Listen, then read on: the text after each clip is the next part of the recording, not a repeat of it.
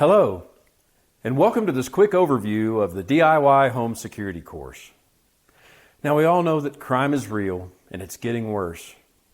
And it's rational to fear something that can harm you or your family, but at the same time, it can be very challenging to know what to do about it. Well, that's what this course is about. I'm going to talk about over 60 different things that you could do to improve your security. Many of them are simple but effective habit changes, things that you can start today that won't cost you a dime, but will significantly improve your security posture. I'll talk about the what, but also the why and the how. My goal is for you to get a new perspective and walk away with a new methodology for making decisions about your security. Ultimately, I want you to have the courage, the confidence, and the competence to make your own plan, something that meets your needs, but also aligns with the time, the energy, and the resources that you want to put into it.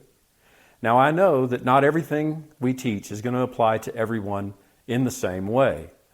Maybe you're living on your own for the first time and you want to make a plan.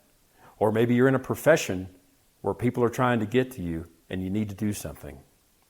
Either way, I would encourage you to sit through the entire course and get from it what you can. And if you like what you see, please tell people about us.